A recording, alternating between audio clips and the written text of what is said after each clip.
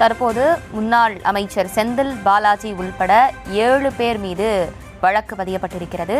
முரளி, அதில் குறிப்பாக செந்தில் பாலாஜியின் முன்னாள் உதவியாளர் பாஸ்கர் மீதும் வழக்கு பதியப்பட்டிருக்கிறது. இந்த 7 பேர் யார் யார், அவர்கள் மீது எதன் அடிப்படையில் வழக்கு பதியப்பட்டிருக்கிறது, அது தொடர்பாக? நிச்சயமாக, அதாவது இன்று காலை 7 மணி முதல் லஞ்ச ஒழிப்புத்துறை அதிகாரிகள் டாஸ்மார்க்கில் நடந்த முறைகேடு தொடர்பாக வழக்கு பதிவு செய்து விசாரணை மேற்கொண்டு அதிரடி சோதனை நடத்தினார்கள். இந்த சோதனையில் முதல் குற்றவாளியாக A1 என்று சொல்லக்கூடிய முதல் குற்றவாளியாக அப்பொழுது மதுவிலக்கு மற்றும் மின்சாரத்துறை அமைச்சராக இருந்த செந்தில் பாலாஜி மீது முதல் குற்றவாளியாக பதிவு செய்திருக்கிறார்கள். அதே காலகட்டத்தில் டாஸ்மார்க் உடைய MD-யாக இருந்த, மேலாண்மை இயக்குநராக இருந்த விசாகன் மீது 2வது குற்றவாளியாக அவருடைய பெயர் சேர்க்கப்பட்டிருக்கிறது. அதே போன்று சென்னை மண்டல மேலாளராக இருந்த டாஸ்மார்க்கில் 3வது குற்றவாளியாக ராமதுரை முருகன் என்பவர் 3வது குற்றவாளியாகவும், டாஸ்மார்க்கில் சென்னை மேலாளராக கூடிய பன்னீர்செல்வம் என்பவர் 4வது குற்றவாளியும், குறிப்பாக 5வது குற்றவாளியாக முன்னாள் அமைச்சருடைய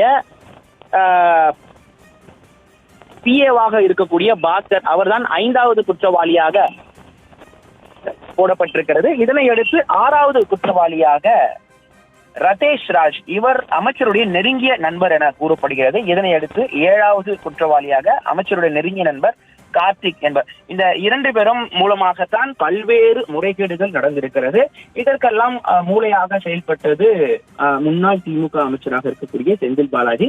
அவருடைய உத்தரவின் பேரில் தான் கார்த்திக், அதே போன்று அவருடைய PA பாஸ்கர், ரதேஷ் ராஜ் இவர்கள் எல்லாம் டாஸ்மார்க் உடைய MD-யாக இருக்கக்கூடிய விசாகனுக்கு அழுத்தம் கொடுத்து பல டெண்டர்கள், பல இது போன்ற டிரான்ஸ்பர்கள், டாஸ்மார்க்கில் எந்தெந்த மாதிரியான இடங்களில் ஊழல் செய்யலாம் என்பது தொடர்பாக பல்வேறு இடங்களில் இவர்கள் ஊழல் செய்திருக்கிறார்கள். இந்த விவகாரம் தெரிந்த பிறகுதான் லஞ்ச ஒழிப்புத்துறை அதிகாரிகள் வழக்கு பதிவு செய்திருக்கிறார்கள். ஏற்கனவே கடந்த ஆண்டு 2025ஆம் ஆண்டு அமலாக்கத்துறை டாஸ்மார்க்கில் சட்டவிரோத பண பரிவர்த்தனை மேற்கொண்டதால் விசாகன் உட்பட பல்வேறு இடங்களில் அமலாக்கத்துறை வழக்கு பதிவு செய்து சோதனை நடத்தினார்கள். அதில் பல்வேறு ஆவணங்களும் கைப்பற்றப்பட்டது.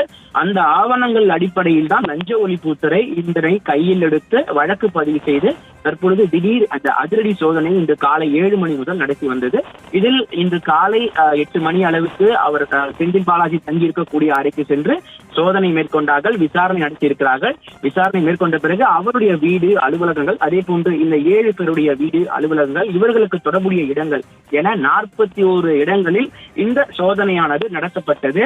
இன்னும் இந்த சோதனை முடியவில்லை, இந்த மாலை வரை நடக்கும் என தகவல் தெரிவிக்கப்பட்டிருக்கிறது. தற்பொழுது இந்த முதல் தகவல் அறிக்கையில் தான் முதல் குற்றவாளி முதல் 7வது குற்றவாளி வரை பெயர்கள் சேர்க்கப்பட்டிருக்கிறது. இவர்கள் செய்த இந்த எந்தெந்த அடிப்படையில் இவர்கள் ஊழல் செய்திருக்கிறார்கள் என்பது தொடர்பாக தான் FIR-இல் குறிப்பிடப்பட்டிருக்கிறது.